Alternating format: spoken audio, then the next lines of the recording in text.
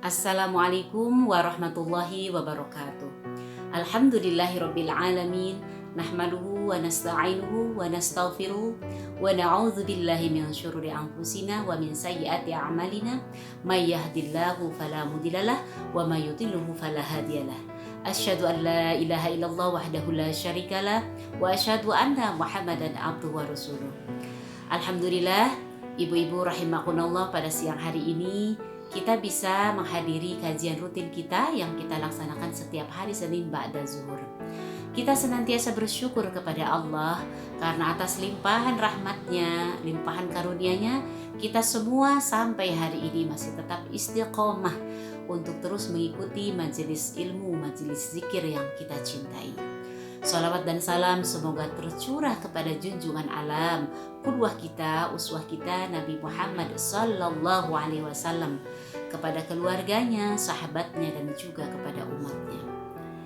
Ibu-ibu rahimakumullah, di antara khasanah keilmuan Islam yang sangat luas, salah satunya bagaimana kita dituntut untuk memahami fikih ibadah sehari-hari. Kenapa penting buat kita memahami fikih ini atau mengetahui ilmu mendasar ya? Karena kita sehari-hari ini kan beribadah kepada Allah Subhanahu wa taala, dan tentu kita menginginkan ibadah kita itu diterima oleh Allah.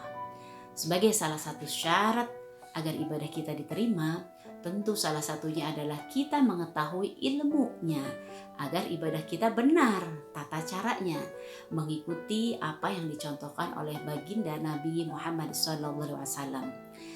Ibadah yang tidak didasari ilmu, apalagi asal-asalan, tentu akan tertolak di sisi Allah. Oleh karena itu penting buat kita untuk memahami fikih ini. Dan insya Allah pada hari ini kita akan melanjutkan kajian fikih kita yang insya Allah Umi akan ambil dari kitab kuning ya, dengan syarahnya kitab Safinah. Semoga ibu-ibu semua bisa mengikutinya sampai tuntas dan menjadikan ini adalah sumber keberkahan buat kita semua. Baik, kita berdoa, Allahumma Rabbana zidna ilman warzuqna fahman birahmatika ya arhamar rahimin. Ibu-ibu, mari kita mulai tausiah kita. Bismillahirrahmanirrahim. Ibu-ibu rahimakumullah, pada siang hari ini kita akan mengawali dengan membahas hukum tentang air. Jadi kita sebagai seorang muslim, ibu, kita harus paham tentang bab air ini agar ini kaitannya dengan masalah bagaimana kita bersuci ya. Baik ibu-ibu rahimakumullah, di dalam hukum tentang air ya, al-ma'u qalilun wa kasirun, bahwasanya air itu ada dua jenis ya, yaitu air yang sedikit dan air yang banyak. Kemudian fal qalilu, maka air yang sedikit itu adalah maduna qullataini, adalah air yang kurang dari dua kulah. Wa kathiru, katanya, dan air yang banyak itu kullatani fa aksaru, adalah dua kulah atau lebih. Nah, al qalilu, katanya, air yang sedikit itu ya tanajasu biwuqu'i najasati fihi wa illam yataghayyar.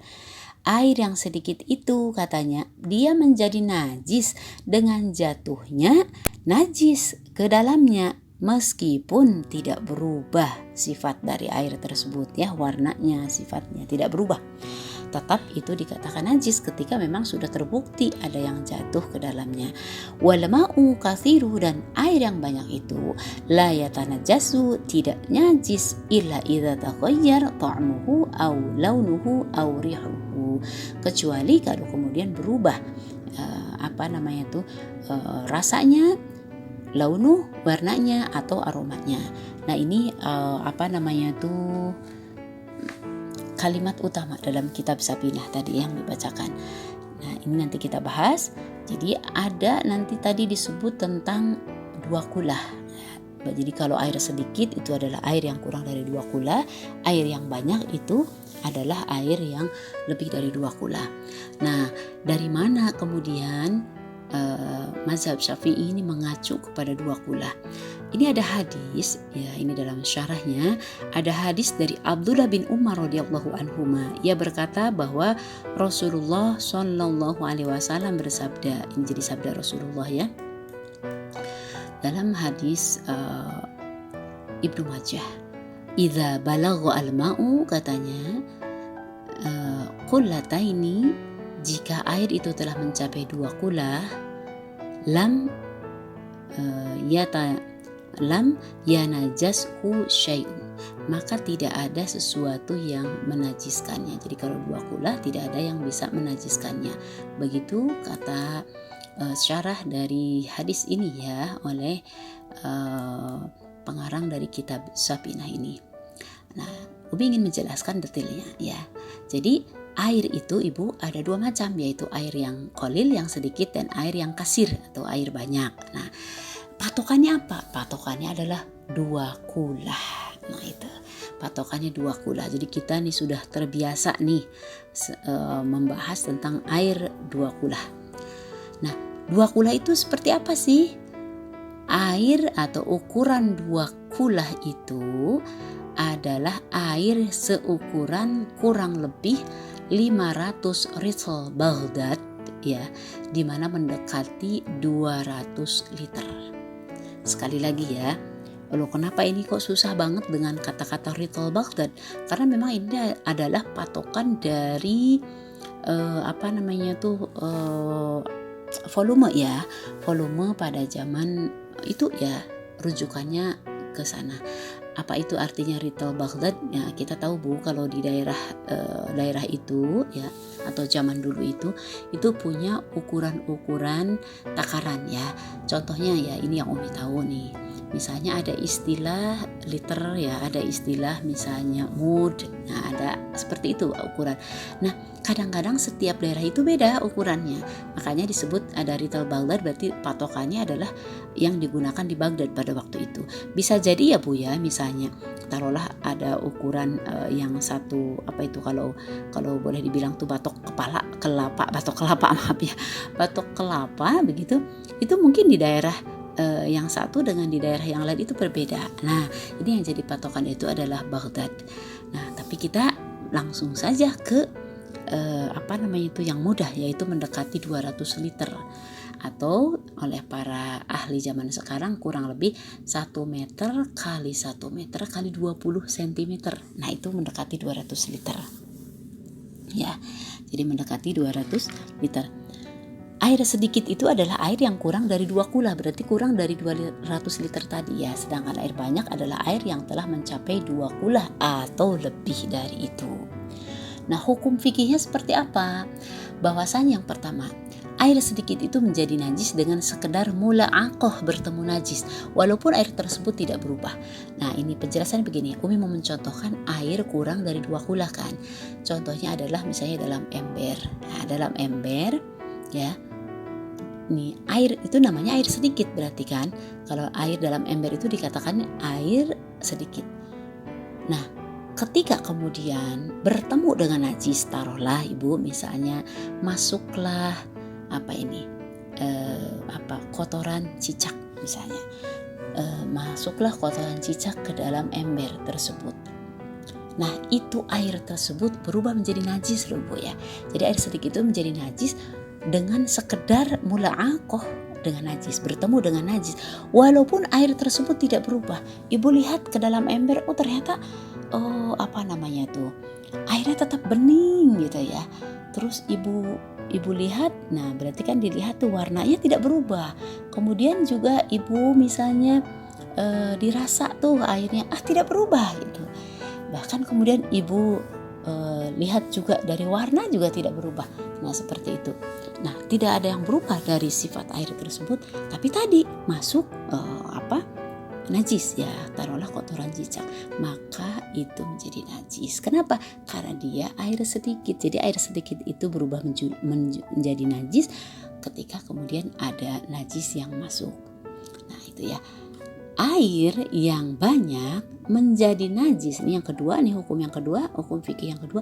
Air banyak ya, sementara air banyak menjadi najis ketika terjadi perubahan rasa, warna atau bau karena kemusukan najis.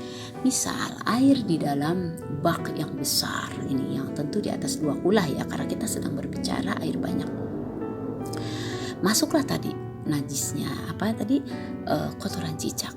Nah, di situ walaupun kotoran cicak itu masuk 2 misalnya ya, 3, tapi kemudian rasa air, warna air, bau air tidak berubah ya, maka air tersebut ya di dalam bak itu tetap dia menjadi air yang suci atau tidak dikatakan air najis dan sah dipakai untuk wudhu.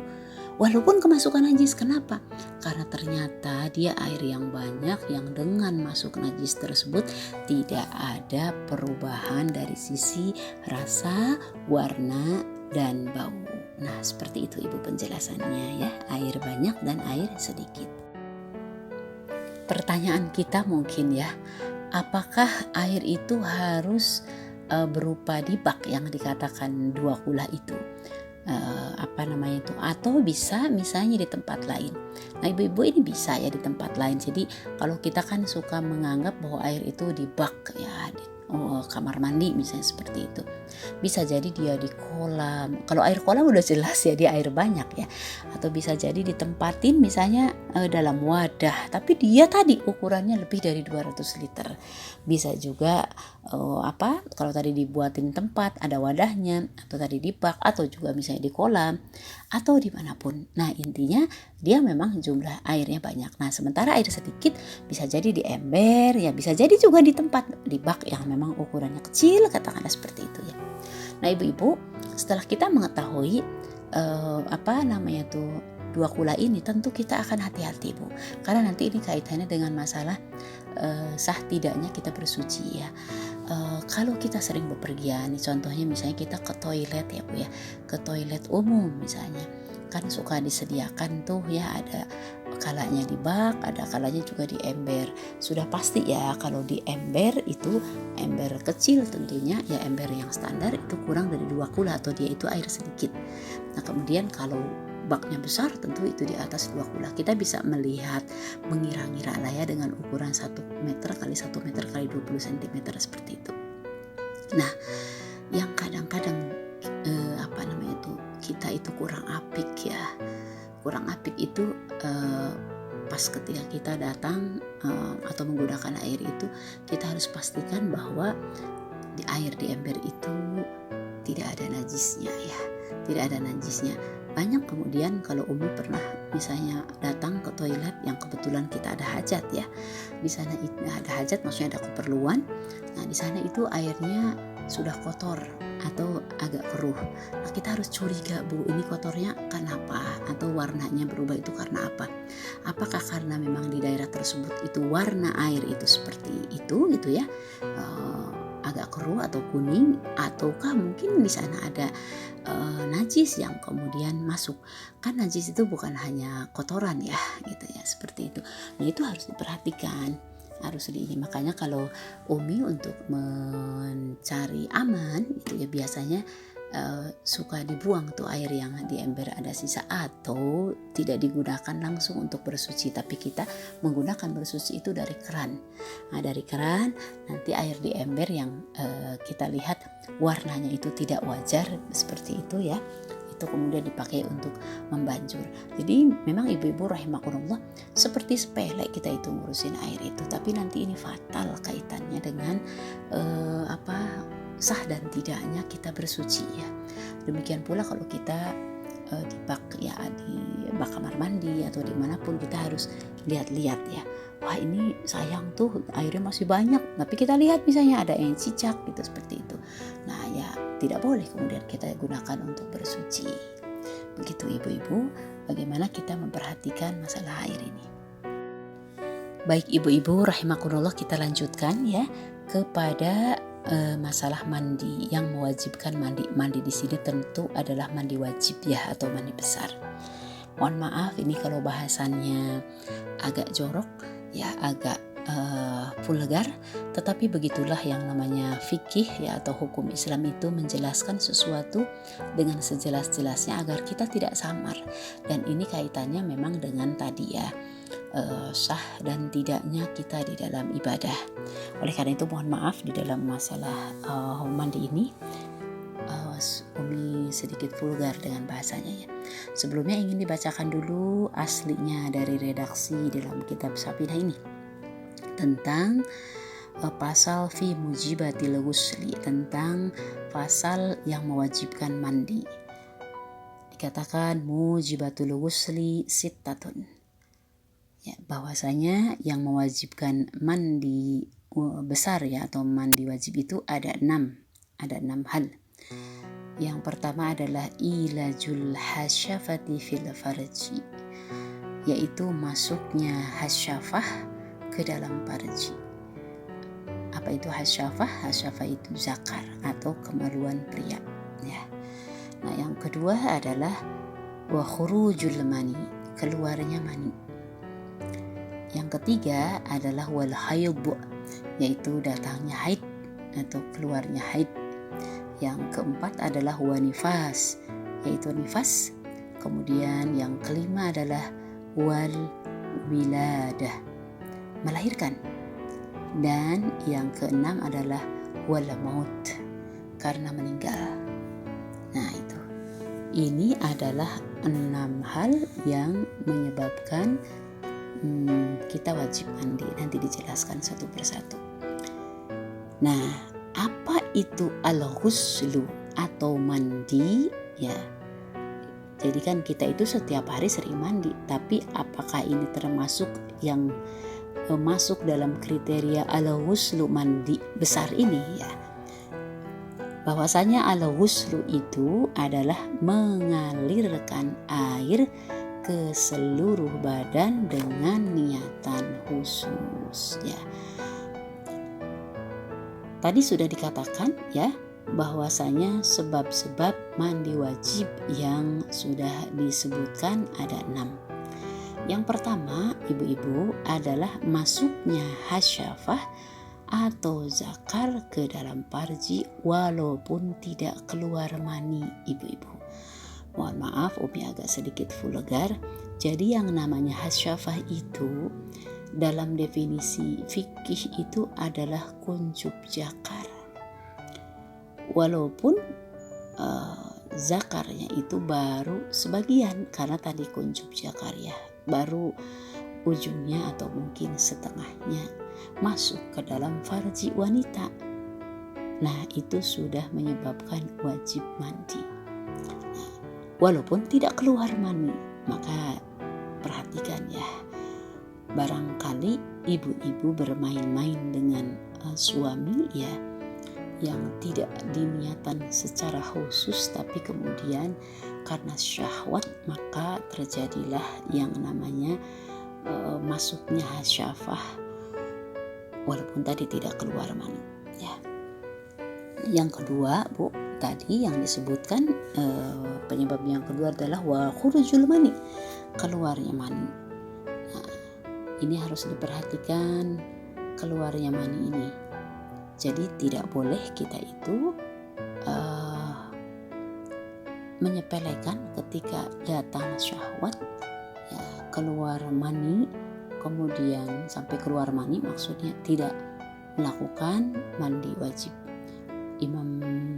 Mazhab Imam Syafi'i ini sekali lagi mewajibkan ya mandi ini karena keluarnya mani. Nah, sekarang kita akan kenali ciri mani. Walaupun saya kira ibu-ibu semua sudah hafal, sudah tahu ya ciri dari mani itu, sudah merasakanlah seperti itu ya. Nah, tapi ada baiknya kita kupas juga karena ini adalah fikih juga buat kita. Jadi menurut para ulama, sekali lagi ini definisi para ulama ya, walaupun kita sendiri sudah mengetahuinya, ini yang ada di dalam syarah penjelasan dari kitab Safinah, khususnya tadi ya kita sedang membahas bab ghusli ini ya, babah mandi ini, bahwa ciri mani itu yang pertama cairannya putih katanya begitu, kedua kental ya, ketiga adalah tadafuk ketika keluar. Tadafuk ketika keluar, apa itu tadafuk? Nah ini tadafuk itu didefinisikan keluarnya duf'atan ba'da duf'atin ya, jadi duf'atan ba'da duf'atin, maksudnya apa? Satu curahan dan satu curahan lagi. Kalau bahasa Sundanya ini semoga tidak salah ya, ini Umi paham bahasa duf'atan ba'da duf'atin, tapi ketika menjelaskan ke dalam bahasa Sunda ini mungkin bahasanya itu ini memancar ya, memancar muncrat gitu ya, dan kemudian keluarnya itu seperti itu ya. Nah kemudian yang keempat, ciri dari mani itu keluar dengan syahwat. Jadi dia pastilah ya yang namanya keluarnya itu dengan syahwat, karena terangsang dengan sesuatu ya, dengan faktor X seperti itu. Kemudian yang kelima, ibu-ibu ini mohon maaf sekali ya, Umi menjelaskannya begitu vulgar, keluarnya itu dengan nikmat. Jadi mani itu keluar karena ada kenikmatan yang dirasakan. Ibu-ibu lebih tahu ya daripada Umi ya, keluar dengan nikmat itu seperti apa. Layaknya kita ya sebagai seorang istri atau mungkin pasangan kita sebagai suami merasakan kenikmatan begitu. Jadi keluarnya mani itu dengan nikmat. Umi tidak usah menjelaskan lebih jauh ya di sini, walaupun ada penjelasan ya, karena Umi yakin ibu-ibu tahu keluarnya nikmat mani ini ya, keluarnya mani ini nikmat karena keluar mani dengan nikmat-nikmat yang lain. Ini tentu berbeda ya ibu-ibu ya. Nah kemudian yang ke berapa ini? F ini. Keenam ya. Ada rasa lemas ketika keluar. Ini rasa lemas ketika keluar itu ibu juga insya Allah lebih paham ya. Ada perasaan lemas ketika keluar. Nanti silahkan dirasa-rasa sama ibu ya begitu. Kemudian yang berikutnya ada bau ya, dan baunya itu khas. Nah, baunya itu khas. Ibu-ibu ini tidak perlu dijelaskan lagi ya, walaupun dalam syarah Syafina ini ada penjelasan ya. Ketika basah, bedanya bau ketika basah dan ketika kering, seperti itu ya. Intinya begitu ya ciri dari mani itu. Nah di sini mani yang wajib keluar, mani yang menyebabkan wajib mandi tentu ya, yaitu adalah tadi keluarnya dengan syahwat ya pasti ya. Kemudian juga ada lemes, baunya juga khas tadi. Kemudian keluarnya dengan tadafuk atau curahan demi curahan seperti itu. Nah itu ya. Jadi menyebabkan wajibnya mandi tentunya ya. Nah tapi ingat ya bahwa hukum mani itu suci dengan bentuk apapun. Jadi kalau kemudian kita mendapati mani itu sudah kering, maka itu suci ya. Sekali lagi suci ya.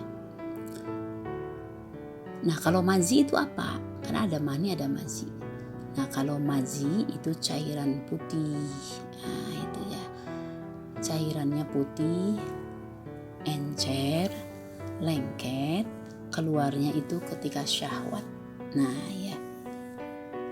Jadi keluar ketika syahwat dan keluarnya itu tidak tadafuk dan tidak juga membuat lemas. Nah jadi ini cairan mazi ini keluarnya ketika mulai ada rangsangan seperti itu ya. Nah, bisa juga tanpa disadari kemudian keluar tanpa merasakan syahwat. Jadi bedanya dengan mazi itu seperti mani itu seperti itu ya. Jadi bisa jadi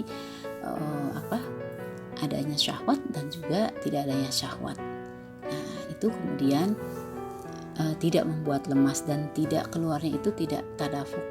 Kalau misalnya keluar mazi bisa jadi di sini ya tadi karena istilahnya tuh ya, ya adanya rangsangan, adanya syahwat pertama kali. Walaupun bisa jadi kasusnya itu tidak dirasakan sebetulnya karena ada rangsangan, tapi dia tidak merasakan adanya syahwat. Ya. Nah, mazi itu dia najis. Nah, itu ya. Kalau mani tadi tidak najis ya Bu ya. Jadi kalau ada di spray itu ada mani yang tertinggal, maka itu tetap suci. Ya. Sedangkan mazi ini ke bendanya ya, artinya ke zatnya maksudnya. Sedangkan mazi itu najis. Ibu-ibu kita lanjutkan ya. Yang menyebabkan wajib mandi yang ketiga itu adalah haid. Nah, ini tidak akan dijelaskan panjang lebar karena kita sudah paham, insya Allah sering dibahas. Kemudian yang keempatnya adalah nifas. Nah, nifas itu adalah darah yang keluar menyertai karena melahirkan ya. Jadi sama halnya seperti haid, ketika haid dan nifas itu berakhir terhenti, maka wajib untuk mandi besar. Nah, yang kelima adalah wiladah, melahirkan. Maksudnya apa nih kok ada poin wiladah, padahal sebelumnya sudah dibahas tentang poin nifas. Jadi jadi gini, wiladah ini menekankan kepada penyebabnya adalah karena melahirkan. Bisa jadi nih ya, orang yang melahirkan itu tidak mengeluarkan darah ya, tidak keluar darah. Bisa jadi dia melahirkannya itu walaupun di dalam syarah Syafi'iyah ini dalam bentuk segumpal darah ya, jadi masih istilahnya itu berupa alaqah ataupun segumpal daging. Nah, jadi ini yang keguguran ya. Kemudian intinya dia melahirkan. Nah, ini dikatakannya dia berarti melahirkan. Nah, posisi seperti inilah ya, bahwa dia itu wajib mandi, tetap wajib mandi ketika dia sudah melahirkan. Wanita yang diambil anaknya saat melahirkan ya, itu disebutnya, ini ilmu baru buat kita ya, qabilah. Nah, pendapat mu'tamad, apa itu pendapat mu'tamad? Jadi artinya pendapat mu'tamad itu adalah pendapat yang menjadi pegangan. Nah, itu ya kan kita sering mendengar istilah mu'tamad. Jadi itu sudah merupakan pegangan ya, atau tabani ya dalam mazhab Syafi'i di sini yang dimaksud ini. Maka wajib mandi karena wiladah secara mutlak walaupun tidak keluar darah bersamanya. Jadi ini lebih ke arah karena melahirkannya maka dia wajib mandi, gitu ya. Kalau keluar darah ya nanti masuknya bahasan nifas tadi ya, keluar darah. Nah di sini ya, karena bayi yang keluar itu katanya berasal dari mani. Dalam keadaan seperti ini pula ya, bahwasanya darah itu belum menunjukkan, maksudnya gini, darah itu menunjukkan belum sahnya mandi sampai darah tersebut terhenti, itu kalau terkait dengan nifas tadi ya. Nah sehingga intinya wanita yang melahirkan, apakah itu keluar darah atau tidak, maka wajib mandi. Ini penjelasan dari mazhab Syafi'i ya.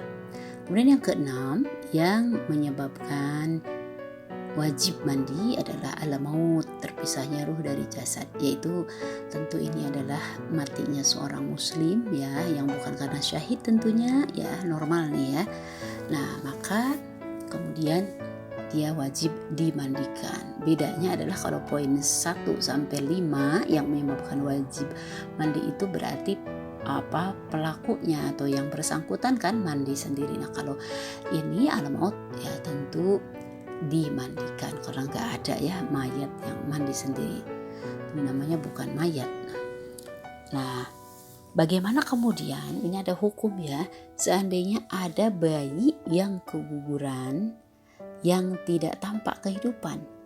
Nah jika sudah mencapai umur janin yaitu 4 bulan maka wajib dimandikan, maksudnya begitu ya.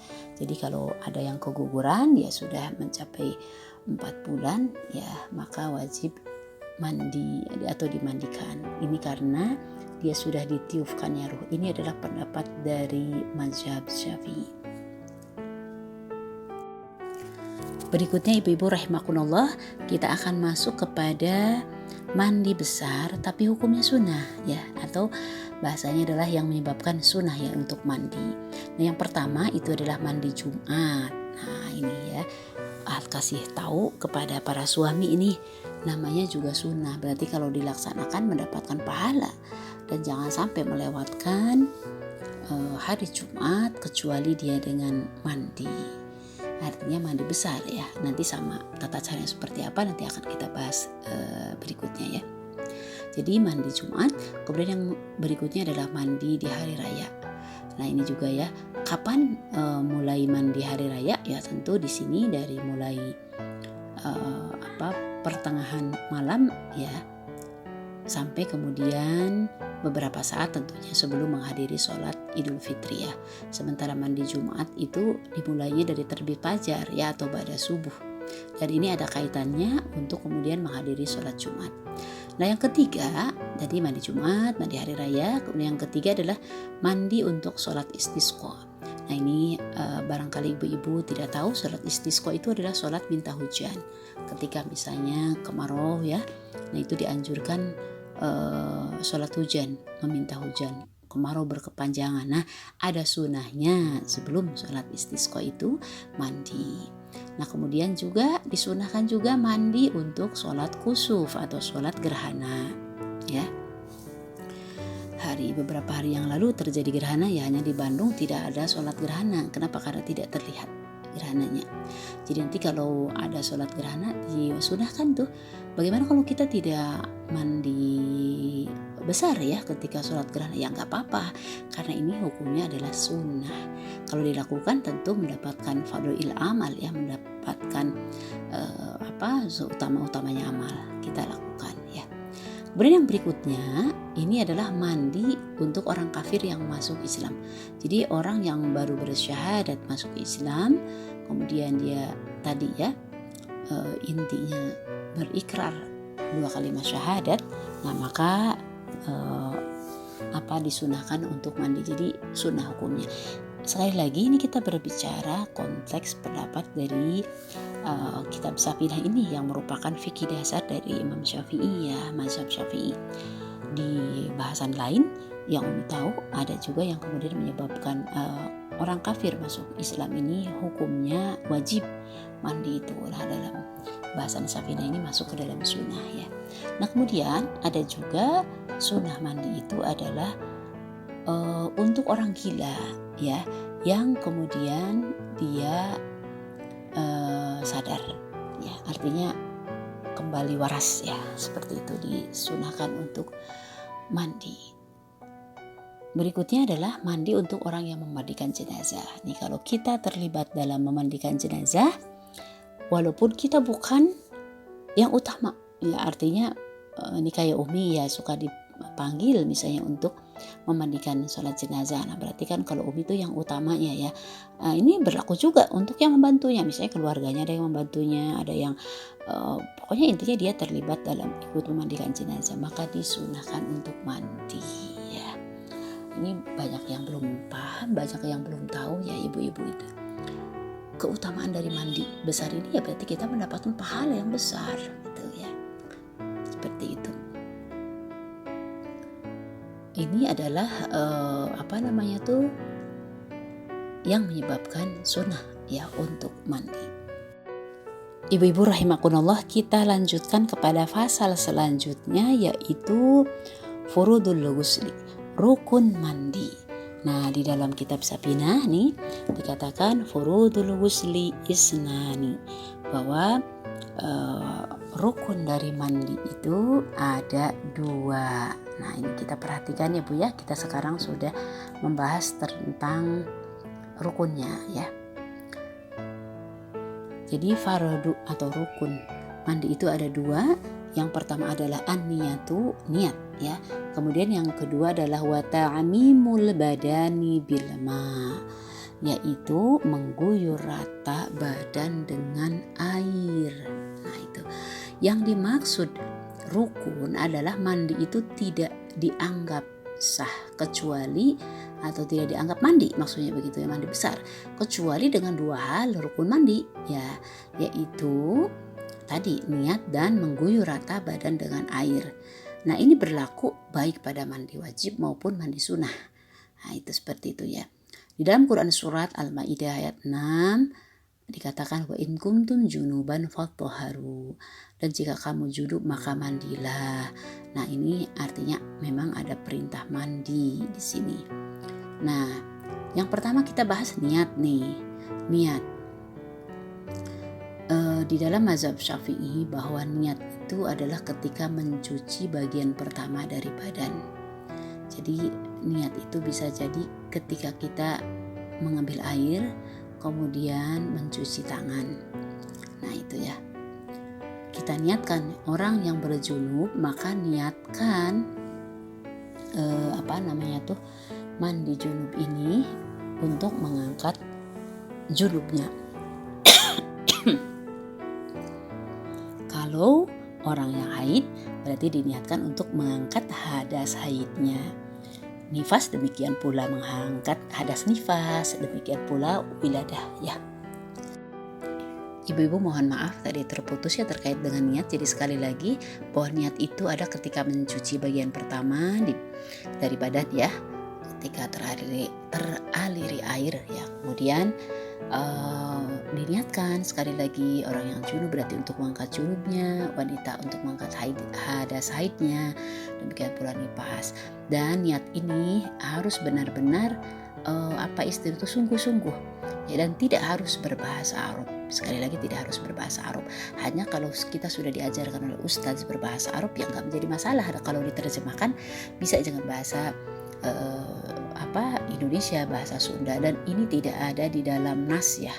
Tidak ada di dalam nas bahwa misalnya hadis begini yang namanya niat mandi besar dengan kata-kata nawaitul ghusli dan seterusnya. Nah, tidak seperti itu. Jadi intinya adalah niat. Boleh di bahasa Arab kan, boleh dengan bahasa kita, boleh juga di dalam hati. Nah, sekali lagi ya, yang penting yang namanya niat itu ada kesungguhan ya, kita melakukan sesuatu, ada menyatakan maksud dari apa yang kemudian kita lakukan. Ini yang paling penting itu. Nah, kemudian yang berikutnya dari rukun mandi itu kan mengguyur rata air ke seluruh badan ya. Di dalam syarah Syafina ini dijelaskan bahwa asalnya yang disebut badan itu adalah jasad kecuali kepala. Jadi sebetulnya yang namanya badan itu jasad kecuali kepala.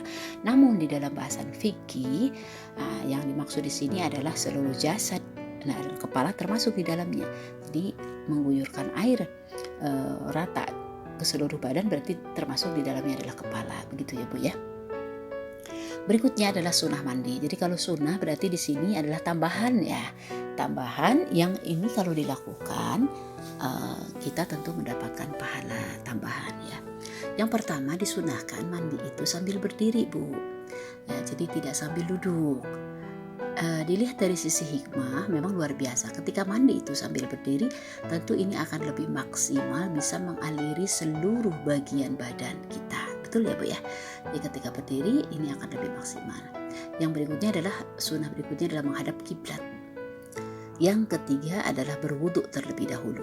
Jadi kalau kita langsung mandi jur gitu ya ke badan kita, boleh nggak? Boleh, sebetulnya sah. Tapi kita berwudu itu adalah sunnah.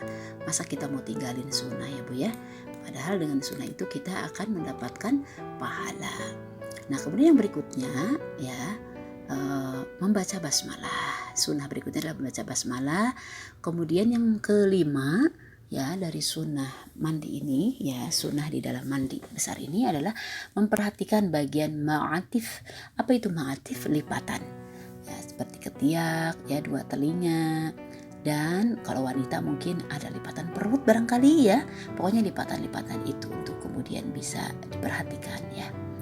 Yang keenam adalah dengan menggosok-gosok. Jadi tidak hanya sekedar mengaliri pakai gayung ya. Nah, dan yang ketujuh itu adalah dengan 3 kali ya.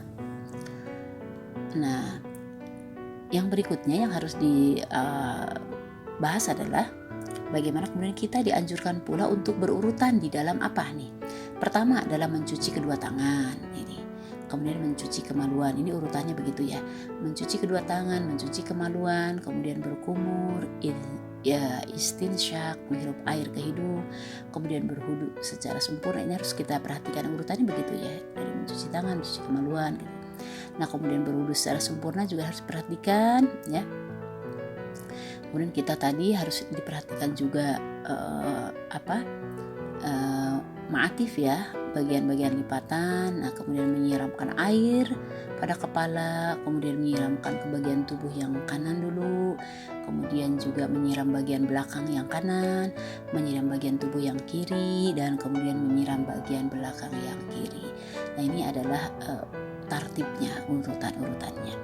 Nah ada yang dimakruhkan ibu-ibu ya, ada yang dimakruhkan di dalam ketika mandi itu. Ini mengacu kepada apa yang dimakruhkan ketika wudhu. Nah, kenapa mengacu kepada wudhu? Karena sama-sama judulnya itu sedang bersuci. Wudhu sedang bersuci, ini pun sama sedang bersuci. Nah, ini adalah bahasan terkait dengan rukun dan sunnah di dalam mandi.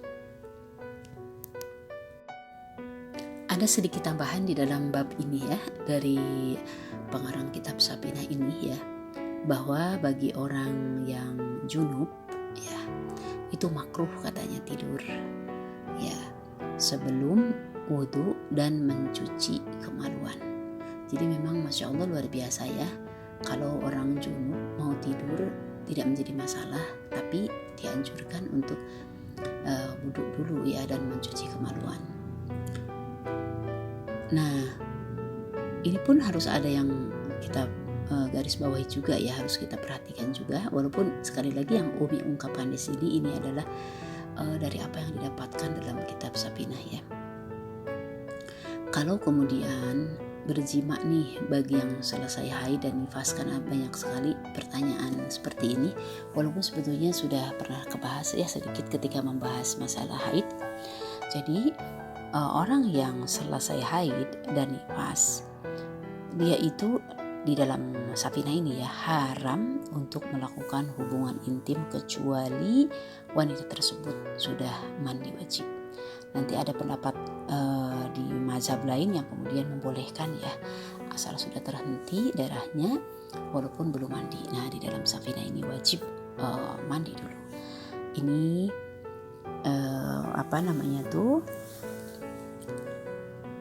berdasarkan Quran surat Al-Baqarah ayat 222, dan memang sebetulnya ini dalil ini sangat umum ya, bahwa dikatakan wala taqrabuhunna, janganlah kalian mendekati mereka ini hunnanya kepada wanita ya, hatta yatuhurna, hingga mereka itu suci. Nah itu ya, fa idza tatoharna, maka apabila mereka telah suci, fa'tuhunna min haitsu amarakumullah, dan jika mereka sudah suci maka campurilah mereka di tempat yang diperintahkan Allah kepadamu. Nah ini seperti itu ya. Jadi memang mayoritas fuqaha Maliki, Syafi'i, Hambali berpendapat tidak halal bersetubuh dengan wanita haid sampai wanita tersebut bersuci dulu. Bersuci dimaksud itu adalah berhenti darahnya dan mandi. Nah itu seperti itu. Para ulama berpandangan bahwa Allah memberikan 2 syarat ya ketika menyetubuhi wanita, yaitu ya dia sudah terhenti haidnya dan kemudian mandi. Nah ini ya yang mayoritas para ulama tabani atau tetapkan. Mudah-mudahan ibu-ibu dengan penjelasan ini setidaknya kita memiliki banyak pengetahuan ya, makin apik juga kita ketika bersuci, ketika menjalani haid, menjalani nifas misalnya, atau tadi ketika kita dalam kondisi junub, ketika kita di dalam keseharian ya. Nah setelah kita memperhatikan tadi misalnya masalah-masalah yang harus diperhatikan ketika bersuci, semoga ibadah kita diterima oleh Allah ya, dan kita lebih aware lagi, lebih sadar lagi, lebih hati-hati lagi di dalam tata cara ibadah. Dalam hal ini adalah tentang air tadi ya, bersuci, memahami air karena ini kaitannya untuk bersuci, dan juga mandi besar. Semoga Allah merahmati kita, meluaskan ilmu kita, dan kita diberikan kemampuan untuk mengamalkannya. Amin ya rabbal alamin.